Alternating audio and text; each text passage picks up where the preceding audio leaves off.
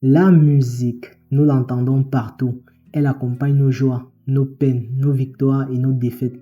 Depuis les battements de cœur d'un fœtus dans le ventre maternel jusqu'aux dernières notes jouées lors d'un hommage funéraire, la musique a une présence constante dans notre existence. Mais d'où vient-elle? Comment cette forme d'art si puissante, capable de faire vibrer nos âmes et de nous transporter au-delà des mots, est-elle apparue? Aujourd'hui, nous allons entreprendre un voyage à travers le temps, depuis les premières mélodies rudimentaires jusqu'aux symphonies les plus complexes, en passant par les révolutions musicales qui ont marqué chaque époque. Nous allons découvrir comment la musique a évolué, comment elle a influencé l'histoire et comment encore aujourd'hui elle continue de façonner notre vie. Mais ce voyage ne sera pas seulement historique. Nous écouterons également des extraits de musique emblématiques pour chaque époque et nous nous interrogerons sur les leçons que nous pouvons en tirer, car la musique n'est pas qu'un simple divertissement. Elle est une mémoire vivante de l'humanité, un miroir de nos émotions, un moteur de révolution. Alors installez-vous confortablement, ouvrez vos oreilles et votre esprit et plongeons ensemble dans cette grande aventure musicale. La musique, depuis toujours, elle nous accompagne. Avant même que nous ne sachions écrire ou même parler clairement, nous frappions des objets, nous chantions des sons bruts, presque instinctifs. Mais d'où vient réellement la musique? Pourquoi nous touche-t-elle autant? Je me souviens d'un soir où j'étais encore enfant, peut-être 7 ou 8 ans. Il y avait une coupure de courant et on se retrouvait tous dans la cour, avec juste la lumière de quelques bougies. Mon grand-père a commencé à taper doucement sur un vieux bidon, en chantonnant un air dont il disait qu'il venait de son village natal. Très vite, tout le monde s'est mis à frapper des mains, à improviser des rythmes. C'était simple, mais il y avait quelque chose de magique. À ce moment-là, j'ai compris que la musique n'avait pas besoin d'instruments compliqués, ni même de paroles bien écrites. Elle était juste là, dans l'instant. Remontons très loin dans le passé. Avant même que la musique ne devienne un art, elle était un langage. Nos ancêtres vivant en pleine nature écoutaient des bruits du vent, de la pluie, des animaux. Et puis un jour, ils ont commencé à imiter ces sons. Ils frappaient des pierres, soufflaient dans des eaux creux, tapaient des bâtons l'un contre l'autre. Quand j'étais au collège, un prof nous avait fait une expérience. Il nous a demandé de fermer les yeux et d'écouter uniquement les sons autour de nous. À ma grande surprise, même dans une salle silencieuse, j'entendais un crayon glisser sous une feuille, quelqu'un respirer, un pied qui tapotait au sol. Il nous avait alors expliqué que la musique, au fond, c'est juste un bruit organisé. Une simple percussion peut raconter une histoire, exprimer une émotion. Très tôt, la musique est devenue un rituel. Elle servait à invoquer les esprits, à préparer les guerriers avant une chasse ou une bataille, à célébrer la naissance d'un enfant et bien d'autres choses encore. D'ailleurs, je me souviens d'un mariage traditionnel où j'étais invité avec mes parents. Il y avait ce groupe de musiciens avec des percussions et des chants qui semblaient remonter à une époque lointaine. L'un des musiciens m'avait expliqué que certaines de ces mélodies existaient depuis des générations et qu'elles racontaient des histoires vieilles de plusieurs siècles. À ce moment-là, j'ai compris que la musique ne servait pas seulement à divertir, elle était un lien entre le passé et le présent. Un jour, un homme a découvert que souffler dans un os creux produisait un son mélodieux. Un autre s'est rendu compte qu'en tendant une peau de bête sur du bois, on pouvait obtenir une percussion plus puissante. C'est ainsi qu'ont émergé les premiers instruments, flûte, tambour, cordes tendues, etc. Quand j'avais 14 ans, j'ai essayé de fabriquer un instrument moi-même. J'avais pris une boîte en métal et tendu des élastiques dessus pour créer, vous voyez, une sorte de guitare improvisée. Ce n'était pas vraiment mélodieux, mais j'avais réussi à produire des sons. Ce jour-là, j'ai compris que l'invention des instruments venait sûrement d'un simple jeu. C'était peut-être juste un moment de curiosité. Dans les sociétés anciennes, la musique était un moyen de transmettre l'histoire. Avant l'écriture, les peuples utilisaient les chants pour se souvenir des exploits de leurs ancêtres. Je me rappelle une fois, j'étais chez un ami et sa grand-mère nous a chanté une vieille chanson en dialecte. Elle disait que quand elle était enfant, sa propre grand-mère la lui chantait aussi. C'était un moment simple, mais j'ai réalisé que cette chanson avait traversé plusieurs générations. C'était bien plus qu'un simple air, c'était un héritage vivant. Que ce soit dans une grotte préhistorique ou dans une grande salle de concert, la musique a toujours eu le même rôle, unir les gens, transmettre des émotions, raconter des histoires. Je me souviens d'un voyage scolaire où nous étions dans un pays étranger. On ne parlait pas la langue, Mais un soir, autour d'un feu, quelqu'un a commencé à taper un rythme sur une table. Puis un autre a suivi. Et sans nous en rendre compte, nous étions tous en train de fredonner ensemble. À ce moment-là, j'ai compris une chose essentielle. Peu importe d'où l'on vient, la musique est un langage que tout le monde comprend. Nous venons de plonger aux origines de la musique, là où tout a commencé. Mais ce n'est que le début du voyage, car la musique ne s'arrête pas là. Elle a évolué, elle s'est transformée, influencée par les civilisations et les époques. Dans la prochaine partie, nous verrons comment elle a traversé les siècles et comment elle continue de façonner notre monde aujourd'hui.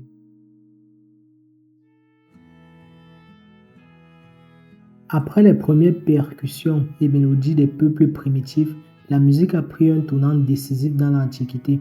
À cette époque, elle n'était pas seulement une forme d'expression, elle était un véritable pouvoir, un don des dieux, un outil de transmission, un symbole de prestige et de civilisation. Je me souviens d'un jour où, lors d'une sortie scolaire, on avait visité un vieux site archéologique. Notre guide nous avait demandé de fermer les yeux et d'imaginer les sons d'autrefois. Le vent soufflant sur les colonnes de pierre, les cris du marché, et au loin, une mélodie jouée sur une harpe antique. En réouvrant les yeux, j'avais l'impression d'avoir voyagé dans le temps. En Égypte, la musique était partout, dans les temples, dans les cérémonies funéraires, dans la vie quotidienne. Elle était associée aux dieux, notamment Hathor, la déesse de la musique et de la joie. Les pharaons eux-mêmes avaient des musiciens attitrés et certaines mélodies étaient jouées uniquement pour accompagner l'âme des défunts vers l'au-delà. Quand j'étais plus jeune, j'avais un documentaire sur l'Égypte antique. Ce qui m'avait frappé, c'était cette idée que la musique pouvait guider une âme après la mort. J'ai repensé aux musiques qu'on joue lors des enterrements aujourd'hui. Même après des millénaires, on utilise toujours la musique pour accompagner les départs, pour adoucir la douleur du deuil. Chez les Grecs, la musique n'était pas qu'un simple divertissement, c'était une science. Pythagore disait que la musique était basée sur des rapports numériques précis. Il croyait que l'harmonie musicale reflétait l'harmonie de l'univers. Un jour, en cours de maths, notre prof nous avait parlé du nombre d'or, cette proportion parfaite qu'on retrouve partout dans la nature et même dans la musique. C'est là que j'ai compris que la musique, ce n'était pas juste des sons agréables, c'était aussi des mathématiques, une organisation du chaos sonore. Et ça, les Grecs l'avaient compris bien avant nous.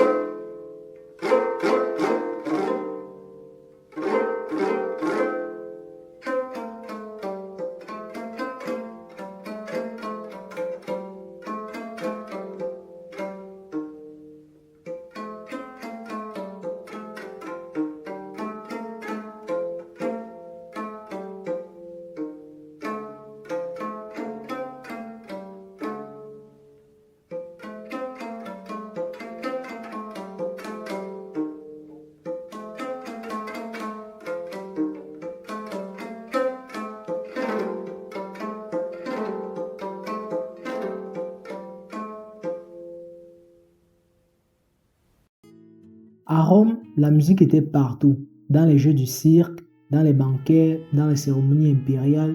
Les empereurs eux-mêmes avaient leurs propres musiciens et certains, comme Néron, prétendaient être de grands artistes. Je me souviens d'un spectacle de théâtre antique auquel j'avais assisté. Il y avait des musiciens sur scène qui accompagnaient chaque moment clé avec des percussions et des instruments à vent. C'est à ce moment-là que j'ai réalisé à quel point la musique pouvait amplifier une émotion, transformer une scène ordinaire à un moment inoubliable. C'est exactement ce que faisaient les Romains dans leur grande arène. Imaginez des gladiateurs qui entrent sous des acclamations du public, accompagnés d'un orchestre qui joue une mélodie triomphale. La musique rendait le moment grandiose, presque divin.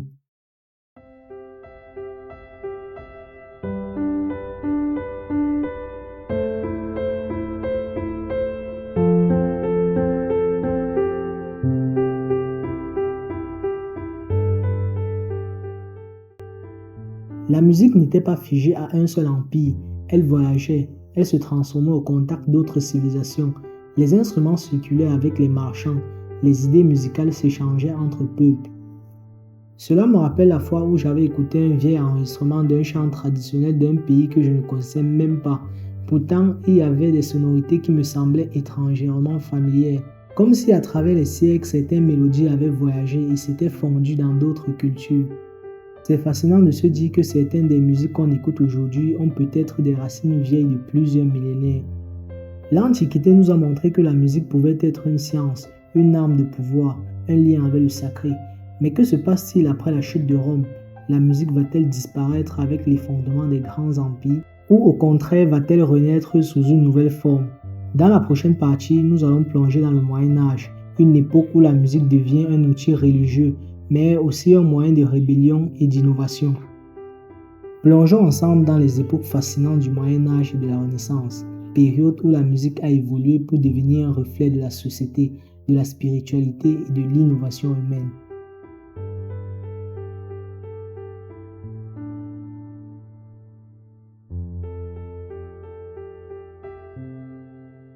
Le Moyen Âge, une époque où la musique était indissociable de la foi et de la quête de connaissance. Imaginez ces moines, dans la quiétude de leur monastère, consacrant leur journée à chanter des hymnes en latin, cherchant à élever l'âme vers le divin. Le chant grégorien dominait les offices religieux, une mélodie monodique qui résonnait dans les vastes églises en pierre. Puis l'innovation, la polyphonie. Imaginez plusieurs voix s'entrelaçant, créant une richesse sonore nouvelle. Guido d'Arezzo, un moine visionnaire, a jeté les bases de la notation musicale moderne, permettant aux mélodies de voyager au-delà des frontières et des générations. Mais la musique ne se cantonnait pas au mur des églises. Les troubadours du nord de la France et les trouvères du nord ont introduit la musique courtoise, célébrant l'amour et l'honneur. Ces poètes musiciens ont parcouru les cours royales, leurs mélodies racontant des histoires d'amour idéalisées et de bravoure chevaleresque. À la cour, la musique était synonyme de prestige. Les formes musicales se diversifiaient, mostets, messes, chansons de geste. Les instruments tels que le luth, le rebec accompagnaient les poètes dans leurs performances, ajoutant une dimension émotionnelle aux récits épiques et aux romances. Le Moyen Âge a jeté les fondations d'une musique riche et variée, mais un vent de changement soufflait sur l'Europe. La Renaissance s'annonçait, promettant une révolution musicale qui allait redéfinir les contours de l'art sonore.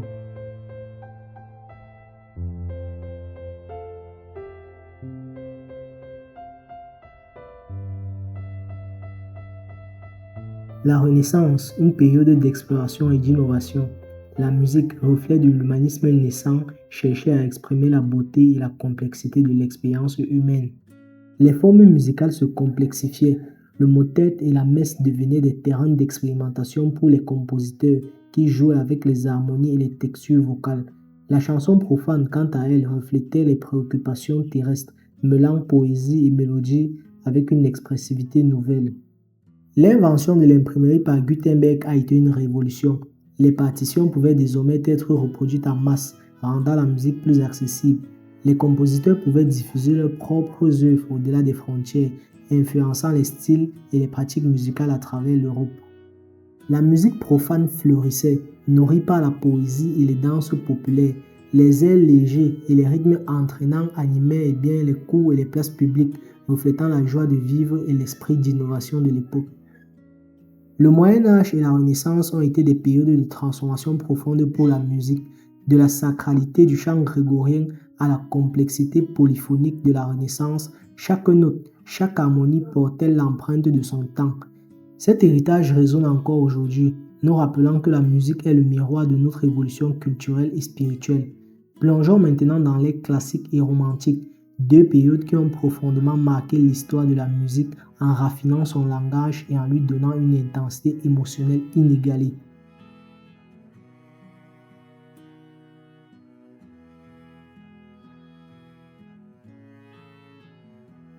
Après l'exubérance de la musique baroque, une nouvelle vision émerge au XVIIIe siècle, le classicisme. Ici, tout est équilibré, clarté et simplicité. C'est l'époque où l'on cherche une structure parfaite. À chaque note semble et bien placer une précision mathématique. L'air classique a donné naissance à des génies tels que Joseph Haydn, Amadeus Mozart et un certain Ludwig Beethoven. Haydn est souvent considéré comme le père de la symphonie, tandis que Mozart, ce prodigue incompris, a composé certaines des œuvres les plus sublimes de l'histoire. Et puis, il y avait Beethoven, cet homme dont la musique défiait toutes les règles établies, annonçant déjà la période romantique. Je me souviens d'un soir où j'avais peut-être 15 ou 16 ans. J'étais assis dans ma chambre, un casque sur les oreilles, et j'écoutais pour la première fois la sonate au clair de lune de Beethoven. Ce n'était pas juste une mélodie, c'était une porte vers un autre monde. À cet instant, j'ai compris que la musique pouvait exprimer l'indicible, qu'elle pouvait me faire ressentir des choses que même les mots ne pouvaient jamais traduire. Beethoven, en devenant sourd, aurait pu renoncer à la musique, mais non, il a transcendé sa propre condition pour composer des œuvres d'une intensité inégalée. Sa 9e symphonie, par exemple, n'est pas juste une symphonie, c'est un cri d'humanité, une explosion d'émotions. Il a ouvert la voie au romantisme musical.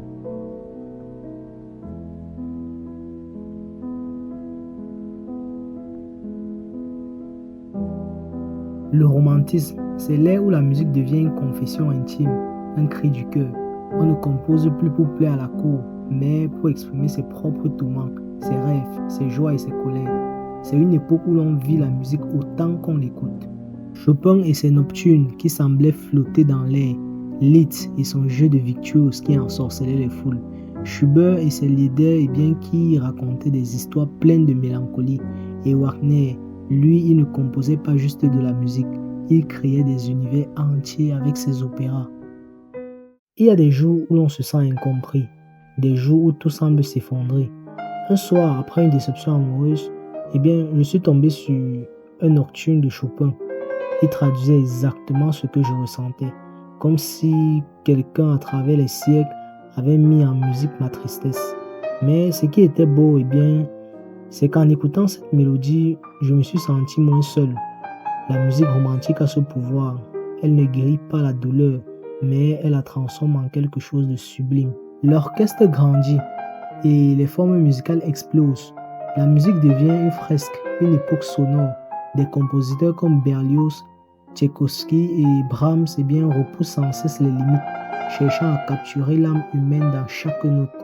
Aujourd'hui encore, le classique et le romantique nous influencent. Ces œuvres traversent le temps, s'adaptent à nos vies modernes. Elles sont échantillonnées dans le rap, réinterprétées en jazz, transformées en musique de film.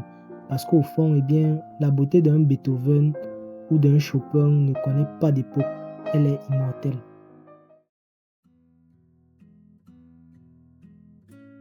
Aujourd'hui, la musique est partout. Elle évolue, se transforme et s'adapte à l'ère numérique.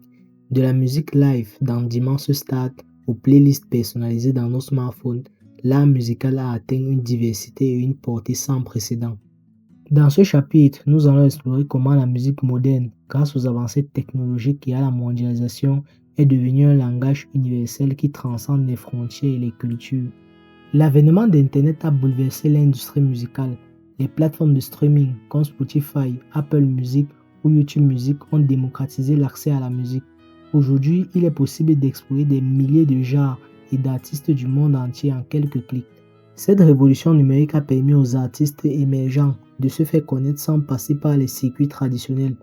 Je me souviens au début de ma passion pour la musique, je passais des heures à parcourir les playlists pour découvrir de nouveaux sons. Une aventure qui m'a ouvert l'esprit sur la richesse de la diversité musicale. La musique d'aujourd'hui ne se contente plus de suivre les règles strictes. Elle fusionne des genres, créant des sonorités hybrides qui surprennent et enchantent. Le rap, le rock, l'électro, le classique et même la musique folklorique se mélangent pour donner naissance à de nouveaux styles uniques. Prenons l'exemple de collaborations inattendues entre un artiste de rap et un orchestre classique. Ces mélanges audacieux montrent que la créativité n'a pas de frontières. Cela me rappelle une fois où, en écoutant une collaboration entre un rappeur et un violoniste, j'ai été frappé par l'émotion brute qui en émanait. C'était comme si deux mondes opposés se rejoignaient pour raconter une même histoire, riche en contrastes et en nuances. La technologie a transformé la manière de créer et de produire de la musique. Aujourd'hui, les artistes utilisent des logiciels de production, des instruments virtuels et même l'intelligence artificielle pour composer des morceaux inédits. Je me souviens avoir découvert une application de production musicale sur le smartphone d'un de mes cousins. capable de générer des beats et des mélodies en quelques secondes. Ce qui me fascine, c'est que la technologie permet de rendre la musique accessible à tous, même à ceux qui n'ont pas d'expérience en composition. L'intelligence artificielle peut analyser des millions de chansons pour suggérer des arrangements ou créer des sons uniques, repoussant les limites de la créativité. La musique moderne est ainsi le fruit d'une collaboration entre l'humain et la machine, une synergie qui ouvre des perspectives illimitées. La musique aujourd'hui est un véritable miroir de notre société. Elle reflète nos espoirs, nos luttes, nos identités culturelles et nos aspirations communes.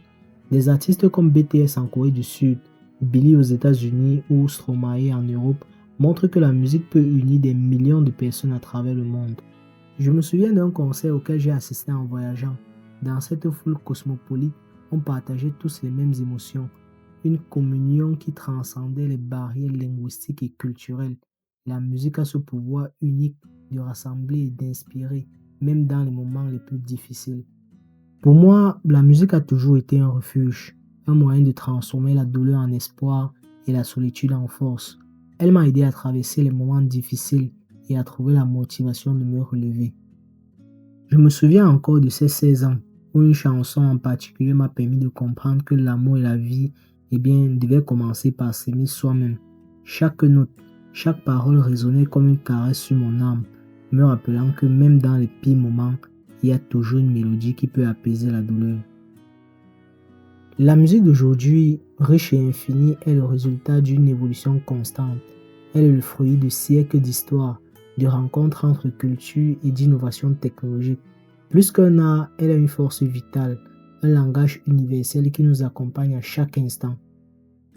Au final, la musique est bien plus qu'un simple divertissement. Elle est un outil de transformation personnelle, une source d'inspiration et un moyen de connecter nos âmes. Restez avec moi pour continuer ce voyage à travers l'histoire de la musique. Et n'oubliez pas, chaque mélodie, chaque rythme a le pouvoir de transformer votre vie.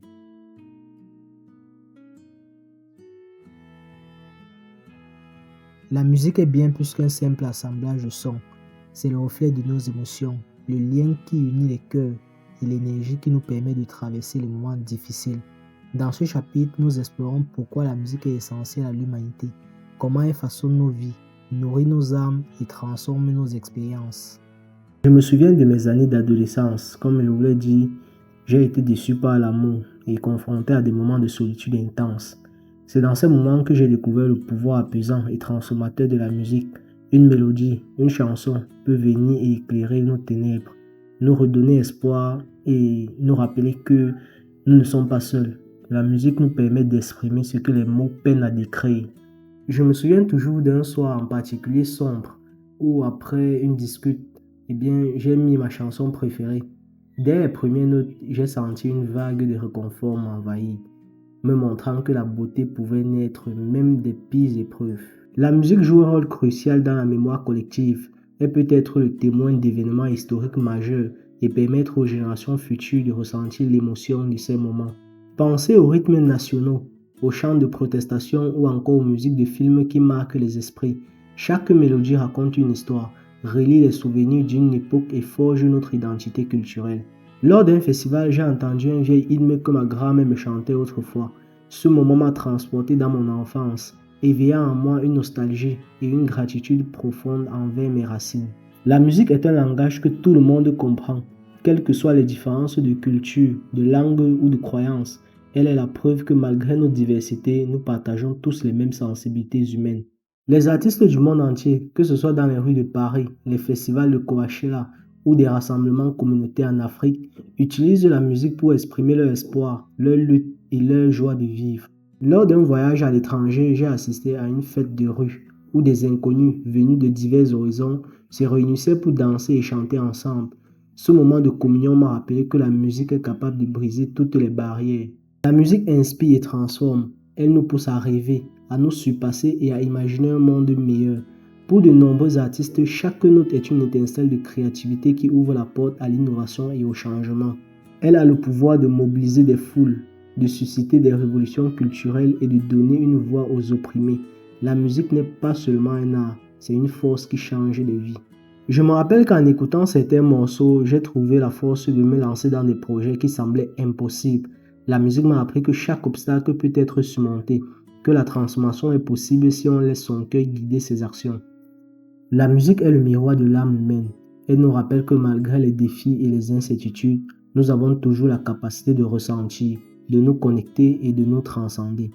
Chaque mélodie, chaque rythme est un fragment de notre histoire collective, une invitation à l'introspection et à l'expression de notre humanité.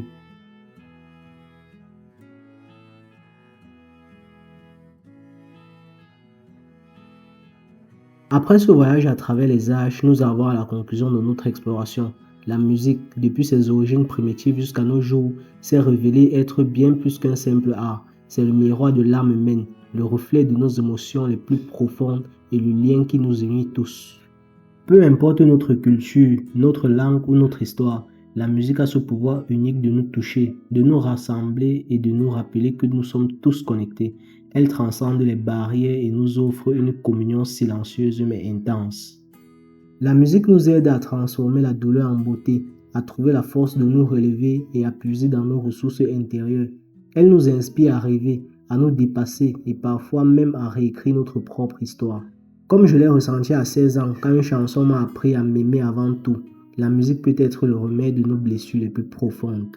Aujourd'hui, nous sommes témoins d'une révolution musicale sans précédent, où la technologie et la créativité se rejoignent pour offrir une diversité infinie d'expressions. L'héritage de la musique continue de s'enrichir et d'influencer chaque aspect de notre vie moderne. Ce que nous retenons, c'est que la musique est un outil puissant pour connecter, guérir et inspirer. Elle nous rappelle que même dans un monde en constante évolution, il y a une constance, l'émotion humaine partagée à travers chaque note. La musique, c'est le reflet de notre âme. Elle raconte nos joies, nos peines, nos triomphes et nos échecs. En écoutant une mélodie, nous nous rappelons qui nous sommes vraiment. Alors, quelle est la musique qui a changé ta vie? Partage ton histoire dans les commentaires. Aime cette vidéo si elle t'a touché et abonne-toi pour poursuivre ensemble ce voyage à travers l'art et l'émotion. Merci de m'avoir accompagné et rappelle-toi, chaque note résonne avec l'écho de notre humanité.